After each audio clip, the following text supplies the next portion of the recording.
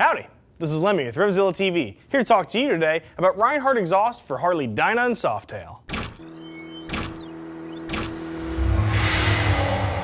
Very simply put, you should be considering a Rinehart exhaust for your motorcycle if you're looking for better looks, better sound, and more power. All three are going to happen if you're buying a system for your Dyna or your Softail. These are being cranked out right now for a pretty wide variety of Dynas and Softails. Dyna guys, you're covered 06 on up. Softail, those of you riding a Softail from 86 or newer, you're covered. So regardless of whether or not you've got an Evo or a twin cam in your Softie, Rinehart offers something for you. Installation on these systems are a two-bearder. Most of you should be able to get these systems on there. However, you are going to have to make some modifications to your fuel system, and that's what pushes this into the two-beard category on our three-beard BSD, or beard scale of difficulty.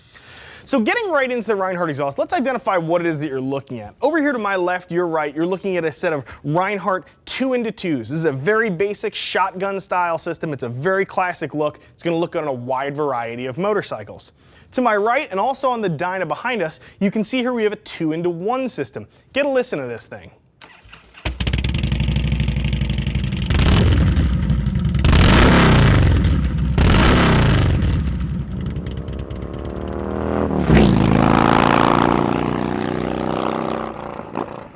Can't beat that sound, right? So this is going to be a good choice for those of you who have an FXR, a Dyna, you're trying to put together a classic club style looking bike. These things are definitely a staple of that all blacked out look. This is something you're going to want to consider if you are, again, looking for that kind of murdered out sort of new style system. Now the two systems you're not going to see here on the table here are the Churchill. So the Churchill effectively is a longer version of the 2x2. So if you prefer a shotgun system that's a little more traditional with a little more pipe back near the rear axle, the Churchill's the system you're going to want to go with.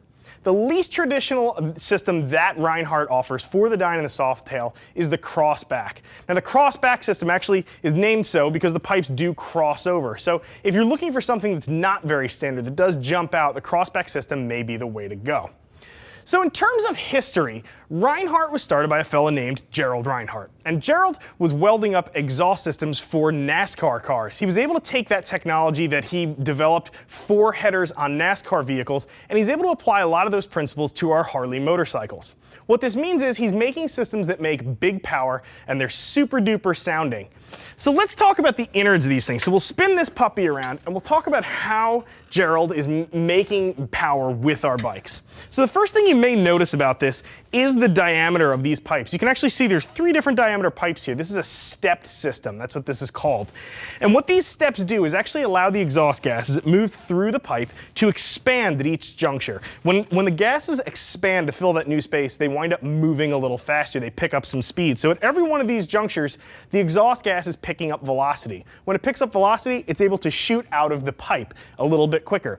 The faster you can get the exhaust gas out of the pipe, the less work your engine is doing, the less work each piston is doing actually pushing that exhaust through the system. So that's one of the ways in which they make power.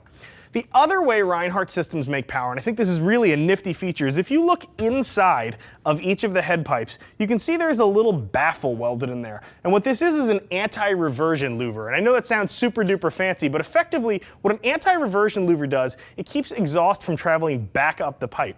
Because exhaust behaves a lot like a sound wave, it moves out the pipe, but at certain RPMs and at certain speeds, exhaust can actually exit the pipe and then turn around and change direction and travel back up the pipe. What these anti-reversion louvers do is prevent that from happening. Those of you who are a little older may remember lollipops or torque cones from the old days, and this is a very similar technology to that. However, unlike having an ugly lollipop, a big bolt drilled into the end of your exhaust, they hide this thing up here so you don't even see any type of ugliness in your exhaust, but you're still getting the horsepower benefit. Now, in terms of which system might be right for you, Rinehart actually makes this pretty easy for both Dyna and Softail. They don't offer a slip-on system. There are no mufflers-only systems. So if you have a Dyna, if you have a Softail, and you want a Rinehart exhaust, you are going to be going full system. So that really does narrow the choices down, makes it easy to select something. Power-wise, all these systems are going to make similar power. The crossbacks may have a slight edge over some of the other systems due to the tuned length of the pipes, but realistically speaking, all of these systems are going to make a very similar amount of power. So really, whatever sounds best to your ears and whatever is really the style that you appreciate, the aesthetic you think is going to work best with your bike, is probably the pipe you want to go with. Now regarding installation, I had mentioned this is a two-bearder. Again, because there is no slip-on available, this really is a very straightforward two-beard installation. It's not particularly difficult, but you are going to have to spend some time getting your old pipes off and putting the new ones on. You're going to want to loosely assemble the heat shields. Everybody should be able to do this with a standard array of hand tools to get these onto your bike. That's not very difficult. Where this does get a little bit tricky is in the tuning that has to happen. Whether you have a carbureted bike or a fuel-injected bike, you're going to need to do some modification to your fuel system. Carbureted guys, those of you on the older Softails, you're going to need to throw a set of jets in your carburetor. You may need to work with your needle and clip position, but you are going to have a little bit of tuning work. Those of you who are on fuel-injected motorcycles, you are going to want to get a fuel controller.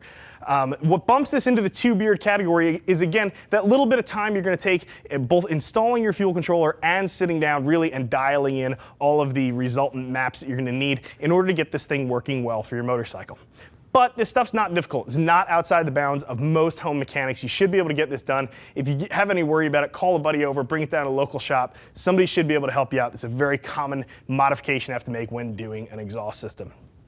I love the Rinehart pipes. These things are super cool. I love their black finish. I love they use black all the way through the pipes. These things look really mean. They match up nicely with most Harley finishes. They're a great looking pipe. They sound good and they add horsepower to your vehicle. My opinion is not the only one that matters though. Click below, see what some other riders have to say who are already rocking a set of these in their bike. If you've got a question that another rider didn't cover or I didn't cover in the video, get a hold of one of our gear geeks. See us at RevZilla.com, or you can always get us on the phone, 877-792-9455. I'm Lemmy, I'm out of here.